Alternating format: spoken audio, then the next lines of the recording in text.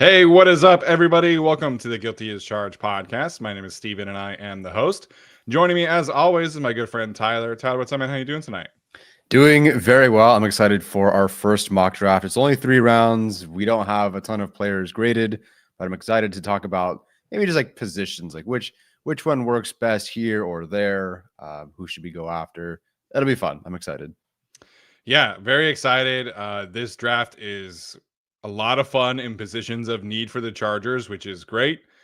There's been some Senior Bowl buzz at certain positions that I'm a little interested in seeing if the tape, once we get kind of more into the cycle, what that can kind of look like. Unfortunately, this sounds like a pretty bad wide receiver class, so don't get upset there. But yeah, man, I'm excited to talk strategy more so than anything else. Very fascinated to see how Joe Ortiz handles his second draft class. I mean, heck of a way to start. What does the encore hold? I can't wait to see how it turns out. Yeah, it should be amazing. All things are on the table. Whereas even like last year, like, will they trade at all? Will they trade up? Will they trade down? How do they acquire picks? And they basically did everything last year: draft, trading picks, end of the season, before the season. So anything's on the table. Yeah, anything is on the table. Also, apparently on the table, the Chargers might be playing in Brazil to start this season, which, depending on your viewpoint of international games, is either really fun or really bad. I just hope that if it is true, I hope that the city of choice has kind of figured out the kinks a little bit. I don't know how much people paid attention, but the away team in Brazil this past season had to stay like an hour and a half away from the actual stadium and practice facility because there wasn't a second hotel that could accommodate an NFL team, and that goes everything that goes into practicing and all the meetings and things like that. And we saw the Chargers obviously stay on the East Coast this year, and everything that went into practicing and meeting rooms and training rooms and the kind of facility that you need to host an NFL practice was not up to par in Brazil this past season. So I hope that has changed. I hope it has worked out. I hope the field is in much better condition this time around, especially if the Chargers are destined to go there. But I know we have a decent amount of listeners and fans in Brazil, so I think that would be very, very exciting for those fans. And the Chargers are due for an international game. They played in Mexico in 2019, right? Or was that 2017? It was definitely Rivers. It was definitely against Mahomes. Yeah, so 2019. 2019. So it's been a few years. They're definitely due. I was just kind of thinking they might be a London team this year because they do have the Jaguars on the schedule. But yeah, exciting, anxious a little bit about that potential there. But for the people and fans of Brazil, obviously that's very, very positive. Is the news that they would be the host of the game? That's how it's being reported right now. But the Chargers don't have marketing rights in Brazil. So I'm a little curious, like how that gets designated, because the Packers, I believe, who were the host team last year, they did have marketing rights, and the Chargers do not have marketing rights in Brazil. So maybe that's a semantics thing to maybe kind of work out the schedule, but that is kind of the downside of this. If they are designated as the host team, it means they lose a home game, right? And they don't have the opportunity to like market down there properly. So hopefully they are the away team, I guess. But then again, they have to travel an hour and a half to practice and stuff like that. Yeah, not fun. I'm also just curious as a season ticket holder, if they are the hosts, what happens to my ticket? Do I get one? Yeah.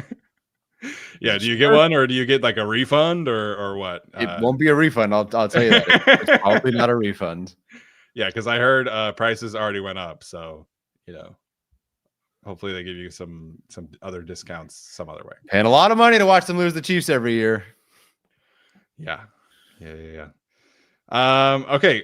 Before we get started, I wanted to address this question from Caden. He asking about a Chargers Discord. We do have a Discord for those who are interested. You can join it up. It's one of the perks of being a patron on our Patreon page or supporting our YouTube membership channel. Definitely encourage you to do that. The off season is easily the best time to partake in our Discord, because we are decently connected and hear certain things throughout the off season. And Alex Katzen has been down at the Shrine Bowl and the Senior Bowl and has shared some draft nuggets. I heard a couple of free agency nuggets this week and shared those in the Discord. I have learned my lesson to not share those publicly.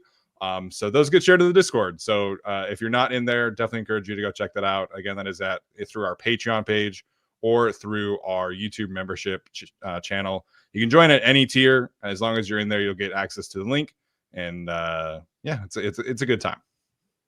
Yeah, and if you can't get the link, because I do have to usually repost it for Patreon or for YouTube. So if you don't have it, let me know and I'll get it to you.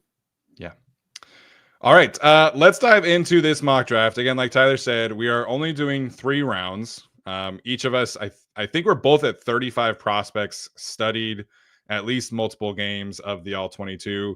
And so we'll try and hint or highlight a lot of the players that we have watched.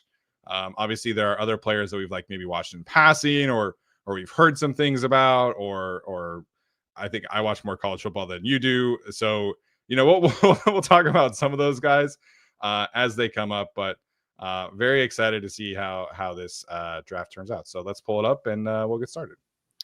All righty. So 3 rounds, PFF. I joked to Steven about this. Tom Telesco's favorite mock draft simulator. Take that for what it's worth. I don't know if everybody uses it. I don't know if the Raiders used it last year, although I'm sure Bowers falling to them might not have been a scenario that they envisioned, but hey, good for them. All right, so we'll start the draft. No trades in this one. I couldn't even tell you at this point. And this is the part of the show or part of the year where I get to mispronounce names because I don't listen to this stuff live. So it should be fun. Yeah. So if you want to scroll up a little bit and just kind of do a quick little recap. Oh my gosh, Mike Green at 12. No. All right. So there's James Pierce at 8. So there's a lot going on. Mason Graham obviously went. So Mike Green was a name that I think a lot of people, basically everyone, I think back half of the draft, every fan's going, well, I should probably look at Mike Green. Yeah. Egbuka from Ohio State went. Luther Burden went. Ginty went at 15. Okay, wait a minute. Bijan Ashton Ginty, and what's the kid from BYU's name? Algier. That's the sickest backfield ever. They'll win 4 games, but it's going to be a sick running duo. Or trio, I should say. Okay, so obviously these simulators aren't perfect, but I guess at some point, maybe you just take them. Kenneth Grant was a name that we could have talked about. He went at 19. Tyler Warren to the Seahawks. It's probably good for them there. Benjamin Morrison's a player I've watched in passing, who I think is actually pretty good. But he went to the Broncos. Oh gosh. Anyway. Patrick Surtain, Riley Moss, and Benjamin Morrison. There you go. Yep, would be disgusting. So that was a couple names. Morrison, Notre Dame connection, obviously. Grant, Warren, Egbuka, Green, a lot of names that Chargers fans have been interested in, gone so far pretty early.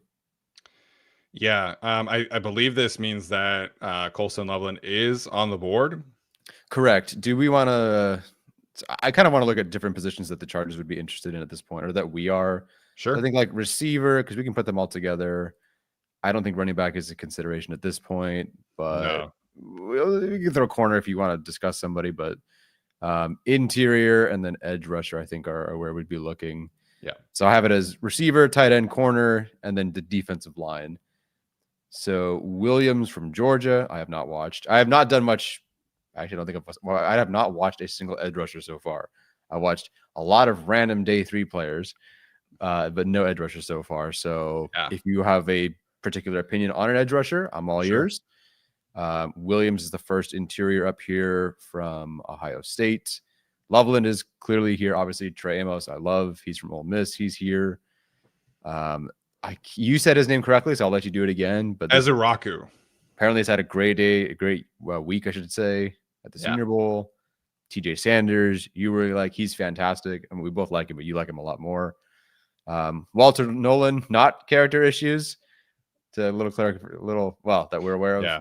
Little clarification there. It's not anything legal, but there are some maturity concerns, I guess, for Mr. Walter Nolan. So doesn't take him off the board of the Chargers. So I did kind of jump the gun a little bit there, but there are some maturity concerns for him. So it makes me at least question a potential choice there. Yeah. Oh, Derek Harmon at 86. Sure, why not? Wow, he's fallen quite a bit for PFF. Yeah, the consensus has him as a round 2 guy. So that's interesting. Yeah. So where are you leaning here? To me, like the biggest question of this particular scenario, if Colston Loveland is on the board, is really kind of like do we want to raise the floor of the offense, or do we want to inject some juice into the defensive line and raise the ceiling of the defense? Because I don't know. I think both of us agree that Tyler Warren is probably the better tight end prospect than Correct. Colston Loveland. I think both of us feel the same way, that this tight end class is being a little overhyped. Mhm. There are a couple tight ends on day 2 that I would be interested in, Yeah. but unequivocally, the best path for the Chargers to get a true pass catching tight end one that can impact the floor of the offense in 2025 is if they take one at pick 22. So that's either Tyler Warren or Colston Loveland. Yeah. Some people have suggested Harold Fannin at 22. I think that is utterly ridiculous. And frankly, I don't even think he's tight end 3 for me. So to me, that's like the biggest question, is like, how much of a priority do they really want to put at tight end?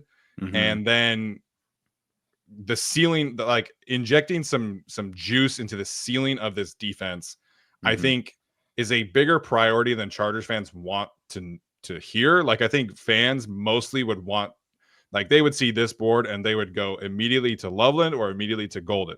And I Mhm. understand that. I get it. But this defense does need like the defensive line in particular needs a top 55 selection. For me, one of the non-negotiables of this draft is that Yeah. one of the first 2 picks has to be a defensive lineman, whether that's an edge rusher or a defensive Mhm. tackle. I don't really care that much, Mhm. but this defensive line, even if they bring back Khalil and Puna and everybody we want, that's a very old defensive line that just struggled to get after the passer last year. So this group needs some juice up front. And the more I think about it, the more I kind of am leaning defense in round 1, Mhm. particularly defensive line, just because I think it has the chance to really take this defense from solid, very good against the bad teams, to a truly great defense that can dominate a playoff game. And I think watching the Eagles and the Commanders and obviously the Chiefs and the Ravens has really influenced how I look at this particular draft for the Chargers, because they don't really have a difference maker outside of the occasional Khalil Mack game. I think Mhm. you really need to consider taking a defensive line player at 22. But I understand why Chargers fans would want Colston Loveland or Matthew Right. Golden in this situation. Right. Golden, I have not watched. I can't comment specifically on him. Loveland, I get it's so different because the Chargers played it perfectly last draft. You got to take your tackle now because you're not going to find one the next time you pick. And they really couldn't have. There wasn't really much out there for them. And it certainly was no Joe Alt. You can play the depth, you can get McConkey. So I could see them going tight end and then find, using the strength of the draft to find running back, defensive tackle. Sounds like edge rusher as well. Yeah. At the same time, though, I do think on day 2 you can get a couple of tight ends. It's riskier. You Yeah. might see yourself walking to round 4 and going, "Oh, we didn't take one." But sometimes you just gotta, like you said, play to your strengths, build upon your strengths. Edge rusher, as much stock as I've not put into watching any of it, I know I'm going to have to. So I guess we should mention for the chat, our assumptions going into this is that Joey's gone, Trey Pipkins is gone, Mac is back, J.K. Dobbins is back, and Poona Ford is back. And maybe there's some other things here and there. But that's Sure. generally how we're going about this one. So the Chargers don't have an edge opposite Khalil Mack. If you count Thule, I get it because the flashes have been there. But I think you and I are still waiting, and we're not so sure about that one. So anyway, that's Yeah. where we're going at right now. Yes, as AVX pointed out, maybe they could do something in free agency. I don't know. Maybe they bring in Gesicki. I have no idea.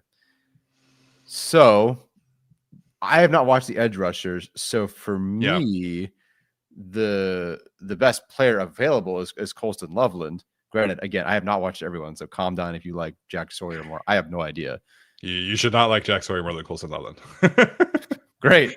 Good to know. Jack Sawyer at 24 ADP is insane to me. I think that those two numbers should be reversed at best. Jack Sawyer is not a first round prospect for me. Gotcha. Okay. So that's part of that there. So who, if it's an edge rusher, who's that guy? Yeah, I do want to at least touch on like a little bit more of Colston Loveland, but okay, I would have a really hard time passing on Michael Williams right here. I think if you take a Nick Scorton or if you scroll down Ezuraku, you're probably getting a more well-rounded immediate contributor. They don't make many edge rushers like oh my gosh, I'm totally blanking right now. From Georgia, my goodness. Williams? Yes. What's his first name? Michael, thank you. I was looking at Tyleik Williams and it was really throwing me off. Oh yeah, you're good. They don't make edge rushers like Michael Williams. They just don't. The length, the ability to stop the run, the ability to bend around a corner. This is a physical freak that in most edge rusher classes is probably going like top 10, top 15. It happens to be in this particular edge class where you have another one of those in Shamar Stewart. You have Mike Green, who, for those who just joined, already is off the board at this point in time. You have James Pierce. Like, this is a stacked edge rusher group. But the upside here of taking a Michael Williams at pick 22, like, you're potentially getting a top 5 talent at this point with Michael Williams. So I don't know if ultimately this is where he goes, but he, to me, is by far the highest ceiling player on the board for the Chargers in this situation. I would be really intrigued by Nick Scorton because you can move him across the line a little bit. You can do some 4-eye things with him. He can play some 3-tech. He can play some edge. He can pick. He can stun. He can loop. He can do all of the stuff that Thule kind of got plugged into this past season as the third edge rusher. But Scorton's 285 and can put his hand in the dirt and can give you some power a little bit more than Thule can. So if it's not Michael Williams, I would take Scorton as kind of a chess piece around the front. But those would be my two guys. I do really like Tyleik Williams, the defensive tackle. Yeah, me too. But he's kind of more of a run stopper than he is a pass rusher. So I would think, if you trade down and take a Tyleik Williams, I'm not opposed. But if this is the way the board falls, I would have a really, really hard time not taking Michael Williams at 22. Yeah, I trust your judgment on that one. I think I would have listened to any edge rusher here that you felt pretty comfortable with. I know you wanted to touch on Loveland. I think one of the things is, like, does he block or does he not block? He's not, all respect, but it's an early recent one. He's not Dalton Kincaid. Yeah. Not that Kincaid never blocked. It's just he was never really projected to be that guy, and it's a bit of a struggle. Loveland is somewhere in between, I don't know, Will Dissly the blocker, let's say, and Dalton Kincaid the blocker. But I do feel more comfortable with Loveland as a blocker than maybe people think, because they'll see maybe some of the highlights and he's in the slot, he runs a slant, he runs it out. I'm like, oh, this is really great, but he doesn't block. I watched him against Alabama, and then he was blocking. Like, he was out there and he was blocking. They stuck him on the line and said, you go block, like I think 28 times in that game. So if Jim Harbaugh had no problem going, you go on my line and you go block against Alabama, I think the Chargers would kind of agree. That they probably think this similarly. There's also the part where they have Will Dissly. And as we already defended him, our thoughts on Will Dissly overall. But Colston Loveland does not have to be their inline blocker all the time. He can be just a nasty weapon for them that they specifically used, just like Greg Roman uses Ladd McConkey. Not exactly, but the way they move him around is, it's like, okay, yeah, Greg Roman would do that with Loveland too. And I think that suits him as well. So I don't worry about him specifically as a blocker right now. Yeah. If he's an atrocious blocker in 3 years or even in 2 years, when Will Dissly is going to be gone, that's a problem. But I don't see that. So I'm not the blocking quote unquote issued is not an issue for me. Yeah, I mean, Tyler Warren is definitely a much better blocker at this point in time. Mhm. Tyler Warren's also listed at 15 pounds heavier than Colston Loveland. Mm. Loveland, to me, he's good enough as a blocker. Like you mentioned the Dalton Kincaid thing. Alex Insdorf has actually dropped like the Zach Ertz comparison, and I think that's pretty good, honestly. I think Loveland has a little bit more juice there. I am curious to see how he tests, and the one thing people have brought up is his contested catch rate is pretty low. I think it was like 20% this past season, but he shows the ability to do it on several occasions. And so I'm curious if that's just kind of maybe poor quarterback play, poor angles, something like that. So it's not really something I am concerned after watching his tape. I'm a big fan of Colston Loveland, and if they took him at 22, I would be really excited because I do think the Chargers need a true pass catching tight end. And he obviously they obviously would know how to use him. Yeah. But he can stretch the seam. He can do all the flat route stuff. He creates separation. And one thing we talked about, a couple weeks ago is the Chargers need more players who can win against man coverage. And Colston Loveland definitely can do that from the tight end spot. So I would get it. If Mykel Williams were not on this board, he would it's easy. Like that's the easy choice for me. Yeah. I just think that the ceiling that Mykel Williams can give you, or a Mike Green, I think is in this conversation too. Obviously, he went at 12 in this simulation, and same with Shamar Stewart. Those three edge rushers, I think, just have the chance to be like a ceiling altering player for the Chargers defense. And even if you bring Khalil Mack back, he's not going to be on the team forever. He's already hinted at retiring 3 different times. So you have to have a true succession plan. And I think taking one in the first round makes all the sense in the world. He would come into a situation where he's probably your edge 3. Worst case scenario, he's your edge 4, and he's kind of like a designated pass rusher type. And all the other guys can do all the dirty work. But Mykel Williams is a freak of a human being, and I just don't think there's many people like him. So that would be my choice with this board. Second would be Nick Scorton or Colston Loveland. Okay. I'm happy with Williams then. That sounds like a great pick to me. Was he a multi-year starter or player at Georgia? He was. He did deal with an injury this year, but he was definitely more productive last year than this year. But the length, the athleticism, the ability to bend at 265 pounds, man, it's freaky stuff. Yeah, and generally you do want to take edge rushers and corners pretty early. Like that's unless the data's changed, it tends to be you find these edge rushers and now interior pass rushers, you take them early. So let's see, 1, 2, 3 years at Georgia, which means he would know Muschamp, who's the defensive analyst for the Chargers. Yep. So that would fit. Is some familiarity there as well. So yeah, I'm all for it. Let's do it. Let's go with an edge rusher here.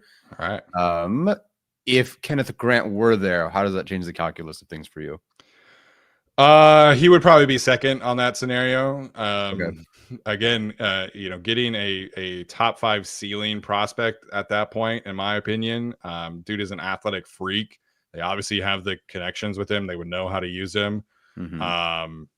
I mean, when I saw that guy do stand up at rushing stuff over the center, my brain kind of exploded. But I think I would still lean Williams just because edge rusher. I know it's like defensive tackle is really catching up, but I think Williams is just like a tick higher than me for that particular debate. Okay. Oh man. Okay. So I was curious if Hampton would be here for the discussion, but wow, Hampton at 25. Texans do need a running back, and I think Hampton will qualify as like a top 30 at least, if not 25 player. Yeah. I think he's awesome. Trey Amos to the Ravens, great, love it, good for you. It's a rocket to the Chiefs, classic. Of course, why not? I feel like every time we do a mock draft, the Chiefs end up with somebody awesome. Yeah. At least Loveland went to the Eagles and not to the Chiefs at that next pick. I would have died. Yeah. Williams from Ohio State, who's pretty fun. Went to the Browns. He is very fun. Take another player for defensive alignment I like. TJ Sanders to the Raiders. I'm not liking this. Can we start over? I don't like all these good players going to teams I don't like. Okay. Scroll up for me for a little bit. Gray Zabel from North Dakota State, man. Yeah. He's been crushing the Senior Bowl. I watched 2 games of his yesterday, and that guy has the goods. Like I think Yes. we were both decently high on Dylan Radins from North Dakota State, and then they had Yeah. obviously Cody Mock from Mhm. the 2 years ago. Yeah. Gray's able to me is would be the best of the 3 of them. Woo. He does some truly like freaky athletic stuff that Joe Alt does as a run blocker. Yeah. Like there were a couple times where he would reach out wide and then he would see kind of a linebacker like scraping over the top and he would detach and get the linebacker. He down blocks and then comes back across. Like he's a freak athlete, man. And he's played tackle, guard, and college, or guard, tackle, and center in college. He's doing all 3 at the Senior Bowl. If the Chargers could get him at 54 to be their future center, I would be very, very excited. He is definitely somebody that is on my radar, but he also might be the top interior guy taken after this particular week of the Senior Bowl practice. So Yeah. here, obviously, he's going to pick 42. But if he were on the board at 54, I would be very enticed by Gray Zabel. Yeah. Sounds good. Those notes are good. They always have a guy who's at least pretty Always. solid. Always. They're always freaks. Walter Nolan went. Omar Norman Lott. I don't even know what to do with this guy. He plays like 17 snaps a game. Yeah, it's wild. It's so tricky. Cam Scatterbo goes to the Dolphins because sure, take more running backs. Jaden Higgins, may potentially replacing another Higgins, goes to the Bengals. Savion Williams to the Seahawks. And anybody else that strikes you as interesting, but weapons have been going. Yeah, this is definitely also why I think the Chargers could be testing things a little bit if they don't take an edge rusher in round 1. I mean, Kyle Kennard, who I just watched as the 13th edge rusher, is probably the 13th edge rusher on my board. I just went at 52.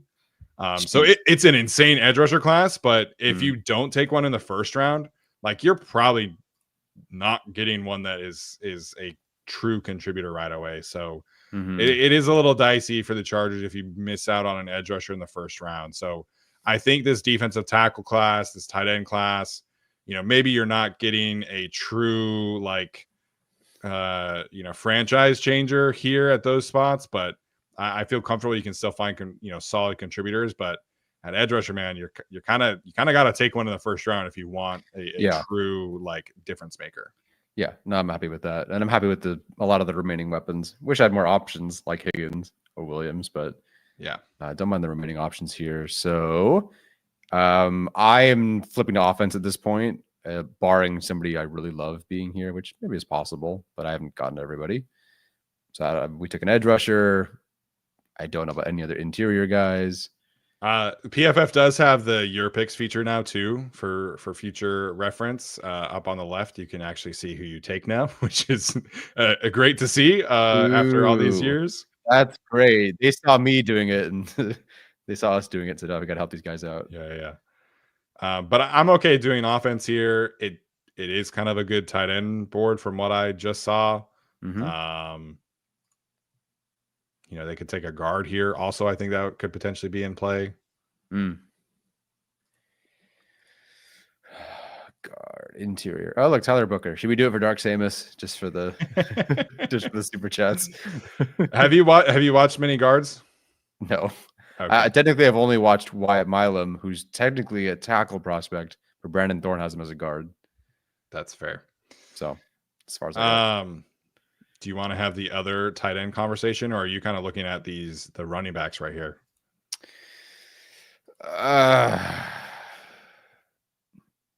It's a strange board, is what I'm trying to get at here. So let me just bring up offensive weapons. Have not watched Samson. Caleb Johnson, I do think would be a lot of fun. I don't love him, but I do really like him, and frankly, the breakaway speed is something they would need. Fannin Jr., Royals, like this section's pretty good. But then further back, they have Henderson at 77, Trey Harris at 89, Judkins at 90. The running backs, I think, can wait because that running back correct is insane. Right. Like I have personal feelings about different players, but the board is the board, and that's what we're working with here. Yeah. And so I'm not going to sit here and take Henderson if I think I can get him later, or Judkins or whatever. And again, the assumption is that J.K. Dobbins came back. So I just didn't love Jalen Royals, who finished the season with an injury. Jalen Royals I think his film is good. The numbers are good, mm-hmm. but he's kind of just like a very similar type of a receiver that the Chargers had in Joshua Palmer. And I think they need one of two things at receiver. They need a true speed threat who can stretch the field vertically, or they need kind of like a boundary X receiver. And that's not Jalen Royals. So I think he's fine. I think for the Chargers, I'm kind of out. Yeah, that's fine by me. If I had, now again, I have not watched everybody. I would take Trey Harris over Royals, over Fannin, over Helm. We can have a running back debate. Elijah Arroyo, I've watched 3 games, and he's the only player I've watched 3 games that I couldn't give a grade to. Not because I didn't like him. He barely touches the ball. Correct. And it was very difficult for me to find a way to really figure out what I wanted to grade him with. Yeah. As not a blocker either. So Arroyo is having a great week at the Senior Bowl. Mm-hmm. But there's a game where he has 3 plays with like 25-yard catches. Like, wow, okay, I can't wait to see what happens here. And it's a I think one was a trick play. The trick play and like another busted coverage. So it's like, yeah, what do I do with that? Not that there's other reps, but like, what is it? I don't know. Where do you get his production from? Oh, empty stuff, like stuff I can't really. He didn't beat man coverage. He didn't settle in his zone or anything. So it's tricky. So people are mentioning Arroyo. It's been a great week of practice. I flat out could not grade him yet because I just don't know. Yeah, I think for me, like after the top 2 tight ends, Arroyo is probably the guy that I'm most willing to take a chance on, because he's like you're betting on a physical trait at a position where you like the physical trait guys are usually the ones that can kind of figure it out and become something more than that. I think Gunnar Helm is good. I think he's kind of good at everything. Like he's a good separator, he's a good route runner, he's got good hands, he's a good blocker. But I don't think there's anything special there in terms of an athletic trait or any attribute really. I think he's just like solid across the board. And that could certainly have some value to the Chargers who do need a solid pass catcher. And that's not hate. I still think he's still going to be like a top 70 player for me. I just think if you're going to take a tight end that's not the top 2, I think it should be the most athletic option who was clocked in the season at a faster speed than any wide receiver in this class. He hit 21.8 miles per hour as a tight end, and he's definitely a work in progress. He's definitely not a good blocker at this point in time. He tries hard. The effort is there. You know, the Gerald Everett comparison that Jacob brings up, I think is fine. Although Elijah Arroyo is much taller and longer. That's the tight end of choice. I don't know if I want to take that player at 54. Frankly, if this is the board, I might go double down on defense. Honestly, I don't love the way this offensive board has played out for us, unfortunately. Let's look at defense. So not edge, I'm guessing, unless it's a crazy fine. So interior, the best remaining player I think for me would be Derek Harmon, based on who's here. I think that's across all. Have you watched corners? Do you have I watched a couple corners. I have watched Azariah Thomas, I think is how you would say that, from Florida State. Okay. He's a lot of fun. I think he fits. They always are. He's tall. He's long. I would have a hard time passing on Derek Harmon here. Honestly, I would. I know he's very low on PFF's board. Yeah, they'll fail us on this one. I mean, we could take a guard here. They definitely need an interior guy as well. But I don't love. I think if with this board, I'm probably waiting for round 3 to take a tight end. probably waiting until round 4 to take a running back. I would consider taking a defensive tackle or a corner here. Tackle or corner. If you have a strong hunch on a corner, I'm all for it. Otherwise, I'm going with Harmon, who's going to be your. So if I'm not mistaken, he is among all interior guys. I'm surprised he's that low because his pass rush win rate is really, really high. I'm really curious. Different body types. Harmon's bigger, but Michael Hall last year was a big winner in pass rush productivity and win rate, and he was also in like the hundreds for PFF. So I don't not that they hate win rates, because TJ Sanders was plenty high. I don't know. I don't know what it specifically is because he's also over 300 pounds, I believe, or pretty close to it. So I think Eric Harmon was listed at 310. I think he's probably more like 295, 300. I don't think he's that big. Yeah. But he walks in and he's already far better than Eboigbe as a pass rusher. Yeah. Yeah. I'm A-okay with Derek Harmon. Like, I think in round 2, it's about finding the best player that you feel comfortable about.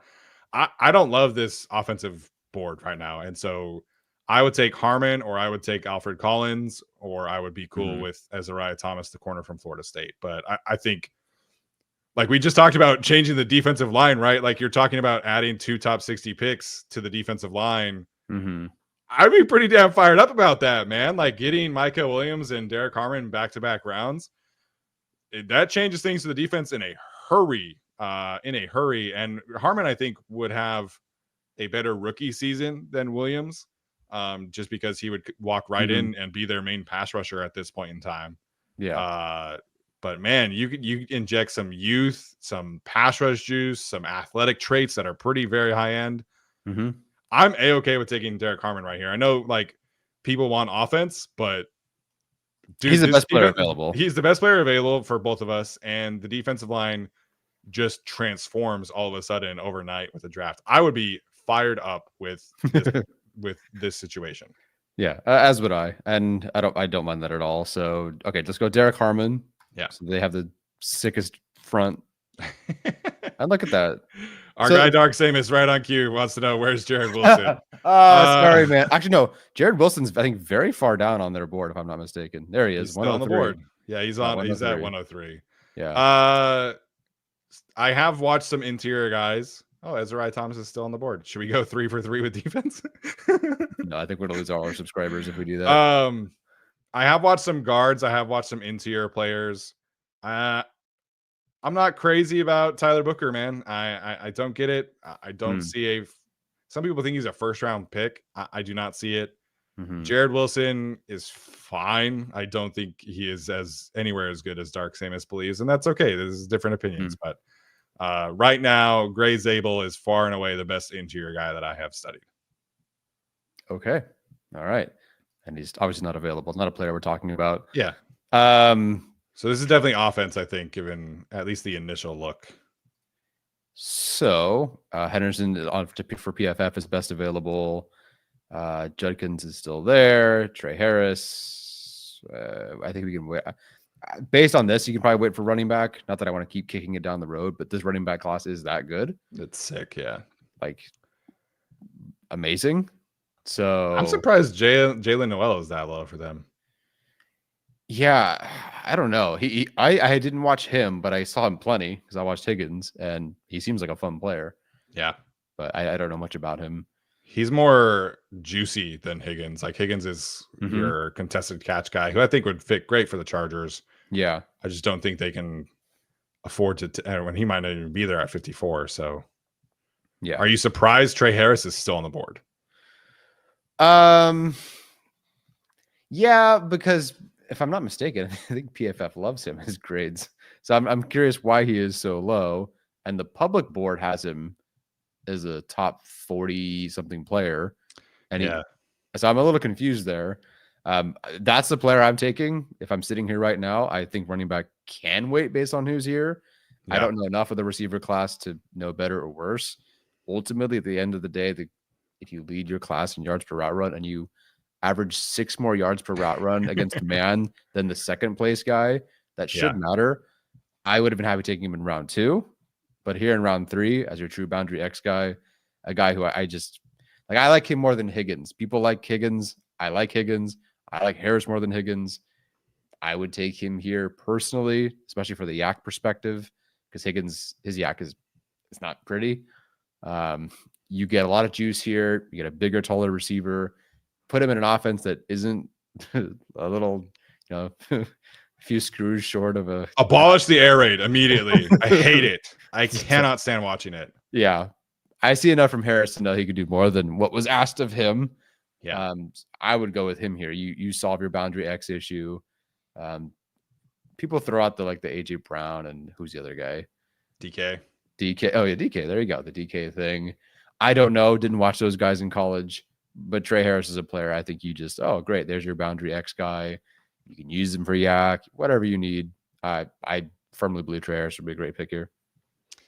Yeah, I think with Trey, the offense sucks. I hate it. They have him literally stay in his stance as the ball is being snapped. And he just stays in his stance as a run play is happening. And sometimes they'll even throw him the football as he's just standing there. I hate it. The first time I watched it, I was like, oh, that's kind of funny. And then it kept on happening. And I was like, what is this crap? I don't think he's nearly the athlete that the other two Ole Miss guys are. If he were, he would be going much higher. Yeah. I think he's more well refined than those two guys were coming out of college, which is kind of crazy considering how both of them have produced. But yeah, I mean, DK is basically just big and fast. He still is not well refined. So Trey, I think, can give you more of a separator aspect than the other two. Like Tyler mentioned, gives you the boundary aspect of things. I do like Higgins more than Trey Harris, to be fully transparent, but I think Trey is definitely a better athlete at this point in time. So I would get it. Just out of curiosity, can you pull up the interior offensive lineman? Sure. Dark Samus, we just talked about Tyler Brooker literally 5 seconds ago. Every time you mention interior, I'll pull up tackles just in case because some people are one or the other. But any thoughts here? Curious. It's interesting they have Donovan Jackson listed as a tackle because he has played more snaps at guard, although his playoff run at tackle is pretty crazy. So Donovan Jackson would be pretty interesting to me. I hadn't really thought about him until now, but as a guy who can play guard, tackle, the Chargers definitely value that kind of versatility. He would be interesting to me here, but I probably would still take Trey Harris. I would also consider Trayvon Henderson, who I think is just the amount of explosive run potential the Chargers could have with Henderson and J.K. Dobbins would be insane.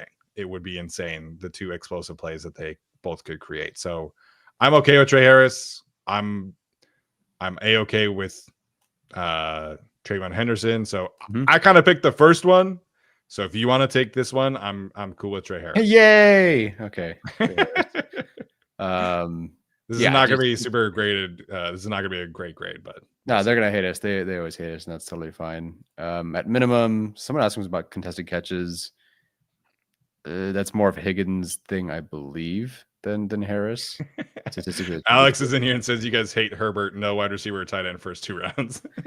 This to me just reminds me of the 2020, not really, but the 2023 class where it's just find that chunk of receivers that are good. Don't overdraft for Quentin Johnson and call it a day. Yeah. So it looks like we got an A+ for Mykel Williams. So thank God. That should matter. I'm on the wrong thing. Okay, there we go. F for Derek Harmon. Only the most pressures in college football last year, but F is totally fine. Yeah.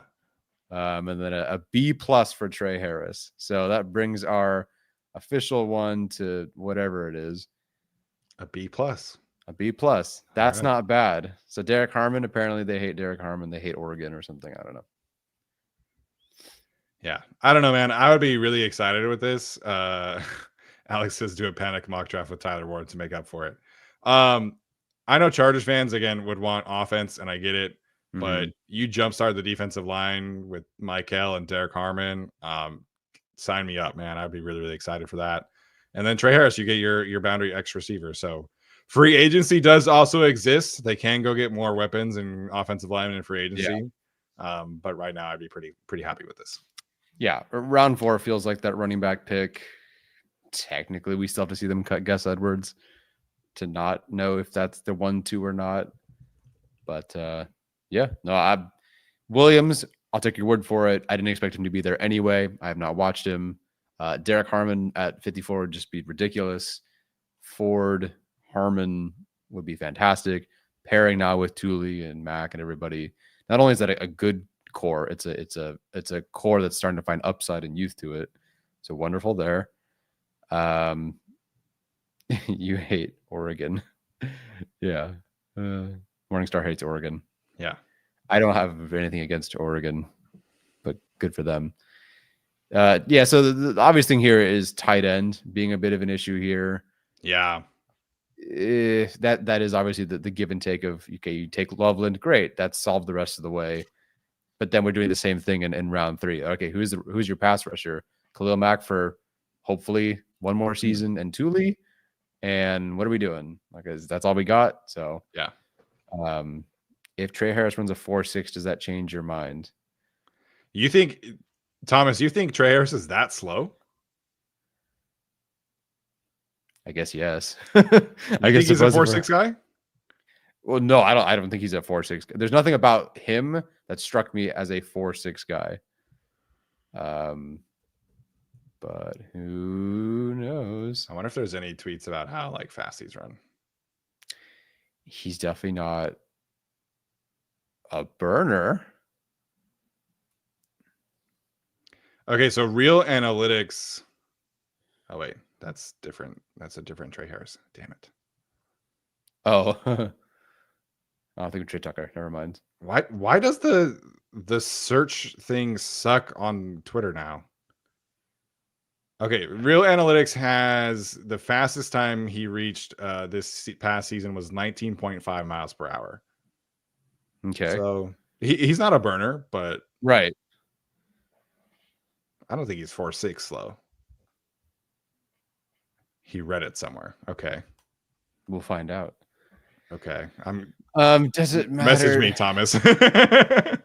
Okay, so this is very different, but if the film isn't as huge of an issue for me, it could be a tiebreaker. If, let's say, I don't know, somebody comes out and it's very close in grade and he runs a 4.3, could be the tiebreaker. But yeah, I mean, they're not all like this, but Bucky Irving is a great example of specific, film versus. Yeah, I think hypothetically speaking, if he is a 4.6 guy, do you think his contested catchability is enough of a compensation for a lack of high-end speed? Because it would have to be, if he is a 4.6 guy, he would have to be a legit like 55-60% contested catch guy. What was he actually? This past year he was like, I think it's like 61%. So not a huge issue there, at least this past season. The thing about Harris, honestly, for me, is actually not as much that in the Mickey Mouse offense. It's honestly his ability to sit, sink, and drive on slants or anything intermediate when he was rarely asked to do it. Yeah. But he gives you a good amount of physicality on the outside, which I like. Yeah. So I'm not worried about contested catch being an issue, but I actually like him more with the shorter stuff ball in his hands and him being one of the better after catch guys, which again didn't seem like a slow guy. We've got that many big plays. So it wouldn't bother me at all. Yeah, Trey Harris. The numbers I think are a little misleading. But I think his ability after the catch and his contested catch ability would make up for a potential 4.6. Again, that's potential. I think I could see like Andre says in the chat, like a 4.55. I think that's in play. But I don't know. We're talking about a third round wide receiver though, so I don't really know how much that matters. Like you're not getting the elite player there. Yeah. Your main thing with Trey Harris is you're getting the boundary physicality and you're getting yards after catch. And if he becomes anything more than that, like I think that's fans hated Joshua Palmer because he didn't become this elite player. It's like, well, you're drafting a third round wide receiver. Like it's sure the chances of that player becoming an elite player are very slim. I think with Trey Harris, you're getting a very specific skill set that this offense needs and Yeah. complements Lad very well. Mhm. And unfortunately, in this scenario, you're probably getting a tight end some other way. But that is the reality of this kind of draft, where if you don't take Colston Loveland in the first round, I think you're probably waiting for like a day 3 project. We could have taken one in round 3 here, but I'm not passing on Trey Harris for a project tight end. I gotta disagree on separation being an overrated stat. It's important, but not the end all be all. Not that okay, so sure, it's not the only thing that matters, but I don't believe it's an overrated stat. I do believe that specifically we just saw that with Ladd McConkey compared to a Keon Coleman. Yeah. And I think if you are a high-end separator, it just gives you a much higher floor than anything else, right? Like if you are a physical freak, sure, like that might be more important than being a separator. But I mean, Keenan Allen is probably the best example of I can just separate against anybody and I don't really need to be fast. Yeah. He's not another Trey Harris is not another Josh Palmer. Josh Palmer's yards after the catch per reception was 2.6. No. Trey Harris is 7.7. It's a little better. The chat is asking for a speed mock with a tight end. Do we have 5 minutes? Sure, let's do it, I guess. Okay, let's do it. But yeah, Joshua Palmer, I like him more than the fan base does, but he's not Trey Harris. Very different players. Okay, here we go. Let's get to Colston. I'm assuming people want the Colston Loveland pick here. Did he go? He did not. Okay, Loveland. Right, speed mock. We're doing Loveland. Okay, Loveland. Okay, look at that. Look at us. We give you guys 2 mock drafts in one day. This is what you come here for. Cam Scadaboo is immediately the next person everybody wants, but we can pump the brakes for a second there. This has to be defense. It has to be defense. Yeah, no, it has to be defense at this point. I definitely agree there. So again, corner, if you like someone, great. Otherwise, interior. So we'll avoid Harmon again.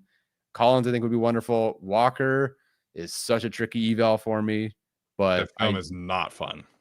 No, and his numbers are terrible. So let me I think of the interior guys that I have charted, he's like a 99th percentile size profile, but the film is not fun at all. Right. The question is really, does that change with him playing 40 snaps or 35 snaps instead of, 80? I do have to give him credit. He played a shit ton of snaps in Kentucky, whereas Jordan Davis played like 18 a game. So I do have to give Deon Walker credit there. Right. But it is not pretty. No, it's not great. The numbers aren't great. So we'll see. I'm happy with Collins here. I know it's either Dane Brugler or someone had the Chargers taking Stewart in a mock. It was Dane Brugler, yeah. Okay. But I don't have a particular thing there. Wow, a lot of interior guys are gone here. What happened to everybody? I love Josiah Stewart. He's so much fun. I know he's only 6 feet tall, but that man is a bulldog. Like he is physical. He will get in your face. The speed is crazy. I think we could just take Derek Harmon again, but for the sake of being different, and not taking back-to-back Michigan guys, I would be a big fan of Alfred Collins just because I think fits the size profile I want. You've pointed this out a couple of times. He had 6 batted passes this past season, which really shows up on tape. It does. He plays the run, shows you pass rush juice. I would be a-okay with Alfred Collins. Yeah, Mom's a former Texas star. I love watching him defend the pass like he's playing basketball. It's exactly what. Let's go Derek Harmon here. Fuck it. Whatever. We took Loveland. Everybody can go home. Tight ends, Arroyo. Well, we already have Loveland in this one.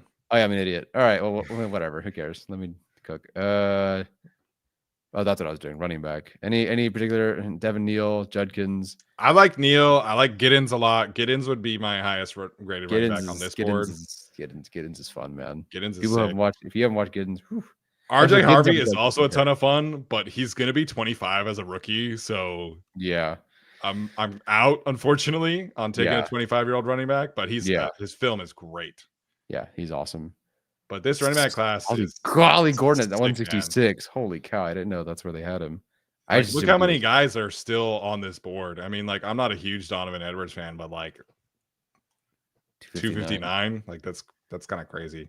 Facial 2, like have not. Trevor Etienne is a sick pass catcher. Khalil Mullins could be your kind of Gus Edwards replacement. So I think they could wait on running back unless they want like a true difference maker. For the sake of being different, we could do the Donovan Jackson thing and plug in a very versatile offensive lineman.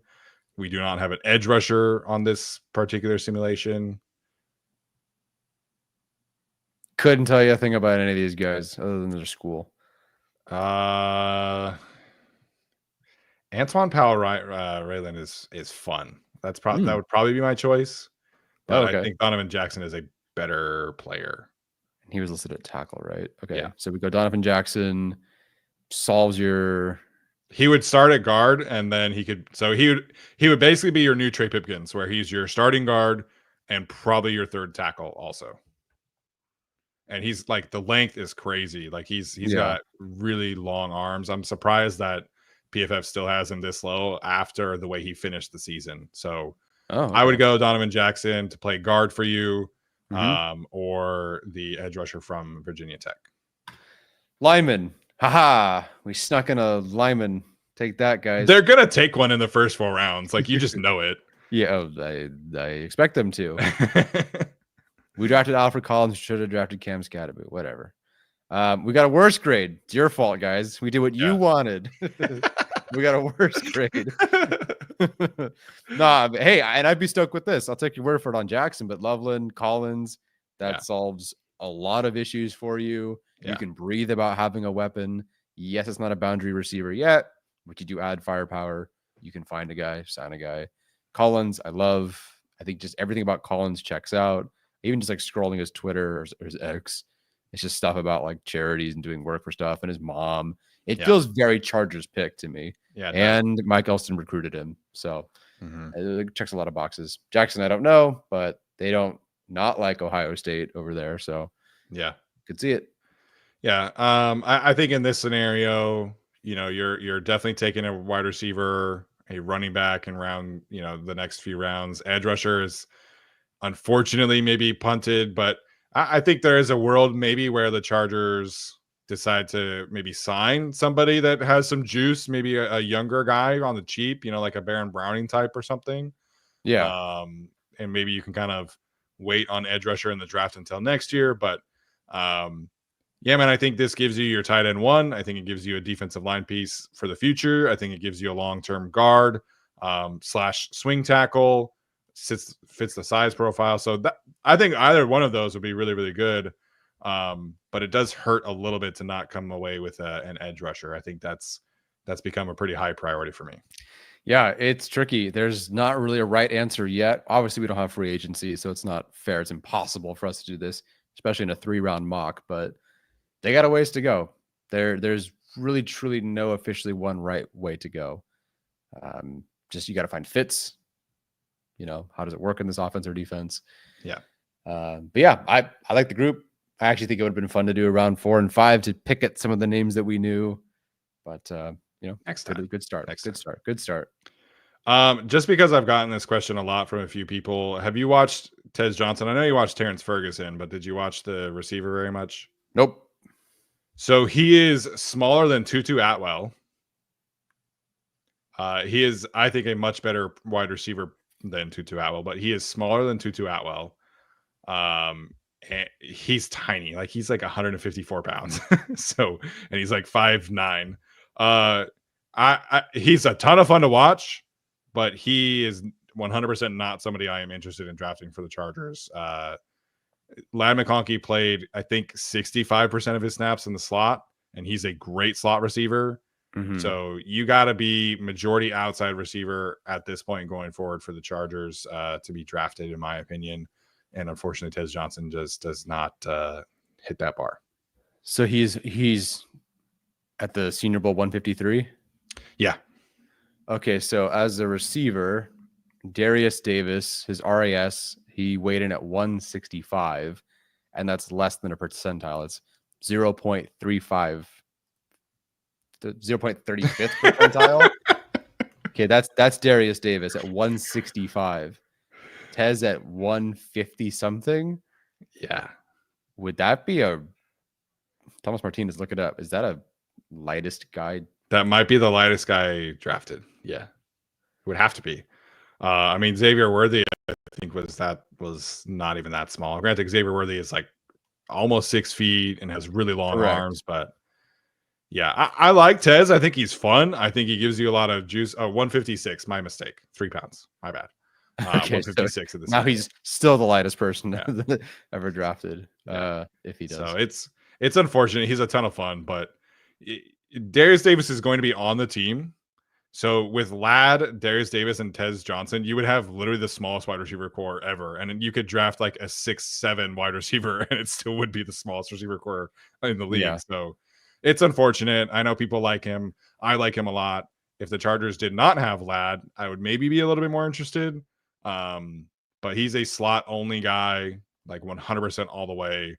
And the Chargers just cannot afford to take somebody. I know people want to see more from Darius Davis, but Darius Davis, he can't get on the field when Ladd is on the team. Like it's just it is what it is. You have to be outside guys with Ladd on this offense already. Mm-hmm.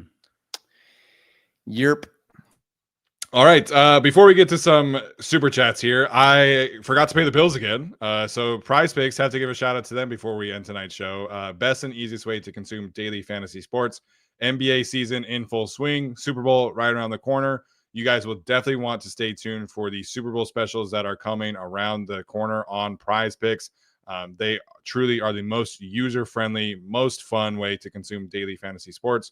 All you have to do is pick more or less than any particular stat, whether that is Cameron Dicker field goals, Justin Herbert yards, whatever the case may be. If you want to do touchdowns, interceptions, sacks, tackles, whatever, they have you covered. And it is truly the best and easiest way to win yourself some money and support the show. You can go to prizepicks.com/guilty, code guilty at checkout to get a deposit match up to $50 on your first deposit. So great way to support the show. Great way to have some fun, support yourself. We do really appreciate Prize Picks. Again, prizepicks.com/guilty. All right, Athir kicking us off. He beat Dark Samus today. So good for Athir. Steven and Tyler pick one player Chargers will sign in the free agent.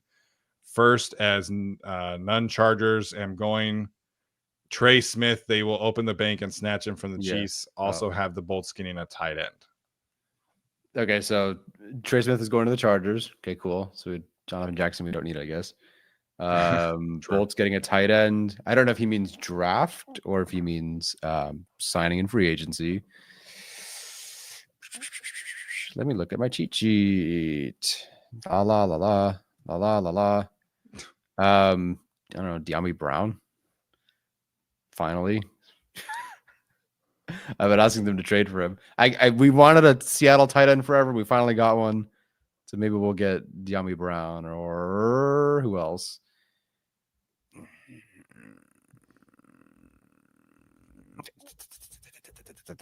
One of the Colts receivers. Granted, they're cut candidates. You have to trade for them. They're not cut candidates. You would have to trade for them. Yeah. I do agree with Athir that the Chargers are going to pay an interior offensive lineman. I think Trey Smith is not going to be the player they pursue. By all accounts, he is going to clear the guard market, and guys like Robert Hunt are making $20 million per year across 5 years. Like Trey Smith is going to get like $23-24 million in free agency from somebody. And I can't see Joe Ortiz really doing that. I know Chargers fans really want Trey Smith. I know they really want T. Higgins.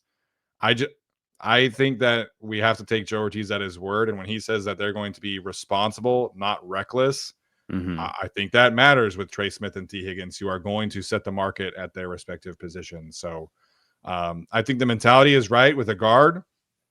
But I think we should keep an eye on a couple of names there. I think Will Fries is a guy that makes a lot of sense.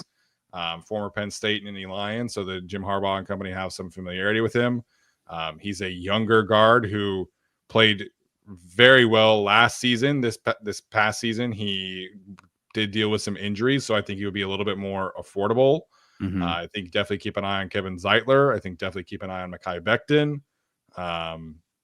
That's kind of the world where I think they'll be spending in. And I think a sleeper for them could be Austin Corbett, who can play guard or center. The Chargers have already showed they're not afraid to go to the former Carolina Panther world. But Austin Corbett is an actually good player that they could bring in. So gives them some stability, flexibility that they like as well, size, all that stuff.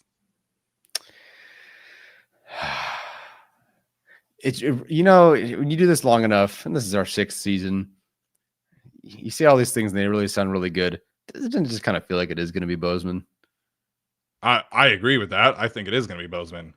I don't think the center options are very good. So I just think they're going to pick the guy that they know, essentially. Yeah. No, I get that.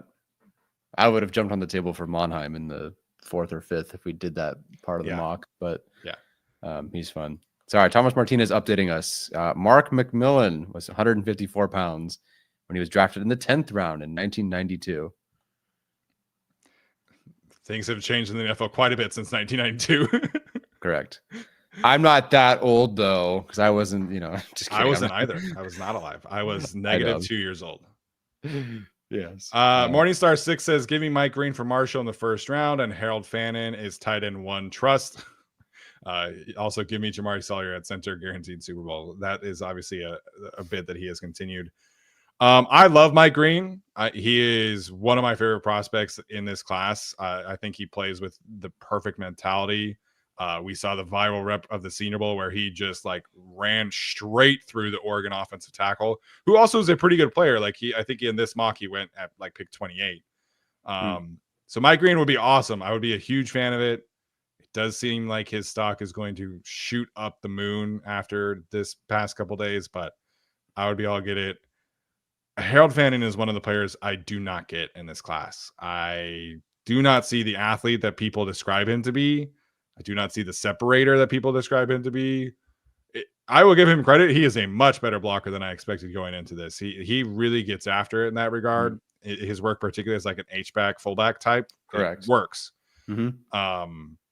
He's not a top 50 pick for me. He's just not in this class. I have no idea where he'll end up for me. I have him. Well, sure. He's currently a top 20 player. It's out of 35. But but you only have 35. Correct. And I've spent a lot of time on, round 3-4 guys more so than the early parts, but I think he'll probably settle into tight end. I don't know. I always over convince myself on a player that shouldn't go that high. McLaughlin last year. There's always a guy. But I don't know. I'm probably going to have Gunnar Helm ahead of him. And I could see that. I don't know if Elijah Arroyo will be ahead of him in a grade perspective, but I definitely prefer taking a chance on Arroyo over Fannin. Yeah. Because Arroyo is like a certified freak athlete. Yeah, definitely. Yes. And it's not guarantees that the Chargers are going to draft him. Yeah, maybe. Some people have compared him to Isaiah Likely. I don't really see that. Isaiah Likely was that dude was so quick and shifty and just explosive that I don't really see with Fannin. Yeah, I think Likely is my tight end to that class. So if there's a comparison, I don't see it. Not that was a great class, but I liked Likely more as an overall player. Yeah. There are some other tight ends who are essentially big receivers that people really like. Mason Taylor from LSU. That guy is not a tight end in the sense that the Chargers would use him. And then I forget his name, but the one from Syracuse. I can't remember his name. He is a wide receiver who plays tight end. Those two guys are not being selected by the Chargers. Okay, this is unfair, but I liked it's a compliment. I really liked the way Higgins played in the slot, almost like a bigger tight end-ish kind of guy. I thought he looked so comfortable inside. I loved watching him. I loved watching Higgins play in the slot. Yeah, he unfortunately had a awesome game against Utah in the slot. So I have not watched that game, but I assume you've seen it at least once. I have watched the broadcast, and I've watched some clips online of the All-22, but yeah, the Utah slot corner that day did not have a fun time. Yeah. We did have a couple from Dark Samus. I think we addressed these about Jared Wilson and Tyler Booker. Booker to me is like his assessment that he's the strongest guard in the draft. I strongly disagree with that assessment. I think he's closer to like a Jamari Sawyer type of player than like a no-brainer top 50 selection. And I really like Jamari. I think I had him as like the 6th ranked interior offensive lineman that year. Yeah, which was like right. like a high 4th round grade ish, I think. If you give me Tyler Booker in the 4th round, I'm excited about it. If you make me take him at 54, I'm going to scratch my eyes out. Great. Cool. Something to look forward to, I guess. Yeah. Jacob Arnall says any Ravens players to consider in free agency. Sure. Obviously, there are a few. Patrick McCarry is Correct. interesting to me. He's like their utility offensive lineman. It's not going to wow anybody if they sign him, but the Chargers do need more depth along the offensive line. And Patrick McCarry, I think, has played. I don't think he's played center, but I think he's played every other position, and he started at guard and left guard and right tackle in the last couple of years. So I would imagine they'd probably try and bring him back, but that's probably the most attractive one if they do let him hit free agency. But I would be a big fan of that. I'm pretty sure McCarry has played center, but let me check. So I feel like he was one of those options. He played center his first 2 years there, so 2019, 2020. So it's been a bit. There you go. But he has played center, almost 1,000 snaps there, and everything else. Yeah. Not just because he's a Utah guy, but the Ravens are probably going to cut Marcus Williams. They basically benched him this past season. We know that they like taking chances on, former Ravens. We know that they like taking chances on guys who get cut to avoid, the compensatory pick formula. I think that they would look at Marcus Williams as a guy who maybe the current regime didn't know how to use the right way. I think there's a decent chance that they look in that direction. And then Deontay Johnson is a free agent technically from the Ravens, even though he played for the Texans. They tried to trade for him and they tried to sign him after the Ravens cut him. So it's at least something to keep an eye on, I think. Yeah. Randomly we'll throw out Josh Johnson if he was even a Raven at the end of the year. He was. There you go. Somehow he's played for like every person on the Chargers. And he weirdly has like a Hulu commercial. I heard about that. Then I was defending that. I was watching an NBA game yesterday, and it was a Hulu commercial. He's like, "I'm Josh Johnson, and Hulu has live sports." I was like, "The third quarterback on the Ravens has a Hulu commercial? Like, does anybody that's not a sicko even know who this guy is?" Yeah, that's awesome. I'm Charlie Whitehurst, and I have it's basically the same thing. Cool, sick. Oh man, who's the? Oh, never mind. I thought it's time for the random player you remember. Who is the guy that was a Packers quarterback that I think ended up being the Seahawks quarterback? Matt Flynn. There you go. Yeah, I'm Matt Flynn. Dude, the Seahawks gave him a shit ton of money too, and then they chose Russ over him. So yeah, right decision in hindsight, I guess. But yeah that contract was kind of crazy. Yeah. And then I think the Raiders gave him money. Or is that no? Maybe that was Palmer, who was not Carson Palmer. Yeah, that was the thing. Wasn't he? Didn't he like refuse to play for them? Well, he played. I'll tell you that because I watched enough of him. He played for them. I don't know. I watched Terrell Pryor, the receiver. Yeah. Technically he was a quarterback, but play quarterback. Quarterback then, yeah. And then go get like 1,000 yards with the Washington Redskins at the time. Shout out to Terrell Pryor, man. This is where we are 75 minutes into our live stream. We're talking about Terrell Pryor. I mean, people keep sending in super chats. So Danny Corbett, appreciate it. He says, I rarely watch live, but wanted to say how much I always listen after. Love the content. Legit the best Chargers pod to nerd out to. Thank you for the kind words. We do really appreciate that. Yeah. If you had to bet $1,000 on who the Chargers take at 22, who you got? I feel like this is a pretty unanimous answer here with Loveland. He's the safe bet. Yeah. He's the safe bet. Yeah, he's the most likely to be there. The connection is there. The need is there. I can't imagine any other player I'd put my fake $1,000 on. $1,000 is a shit ton of money to gamble for me personally. Oh, I would never. Yeah, no shot. If you take 2 zeros off of that thing, I'll do that. Well, then we can get a little bit riskier, right? Like, we just spice it up a bit. Yeah, that's a safe bet. When I started this, I would have said maybe Kenneth Grant would be a safe bet too, but I think he is probably going to go like top 15 at this point, just given, if he's going to run a 4.8, like he's probably going top 15. Yeah. But yeah, Colson Loveland is definitely the safe bet. I don't really have a strong enough feeling right now after that. And obviously free agency is going to tell us a lot, but I think Colson Loveland is probably the choice. Yeah. K Rich wants to know, does Roman use pass catching backs in his offense? Apparently the answer is no. At least not in Baltimore or Los Angeles. Other than the places he's mostly worked and is projected to be working. No. Let me I can't imagine that. Well, Frank Gore wasn't Gore exactly yeah. I'm sure he was involved. I couldn't tell you who the second guy was. Dude, I can't believe Frank Gore played until 2020 also. That's kind of crazy.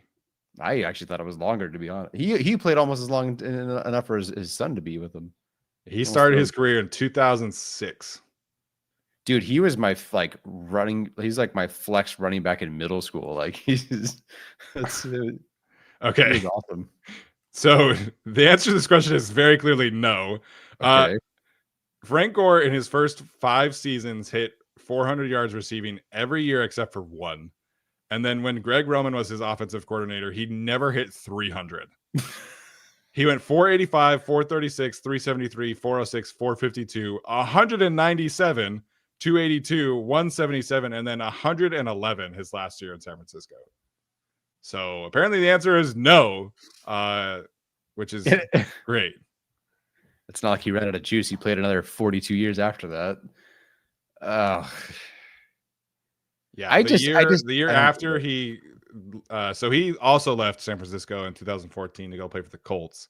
And then that year he had 267 yards receiving. So yeah, I didn't realize we were going to abolish throwing to running backs in this offense. Yeah. But I wish I would have known this a little bit more about this before the season, I guess. But I mean, they threw 8 screen passes to running backs this year, which is insane to me. Oh man, that's pretty funny. Yeah.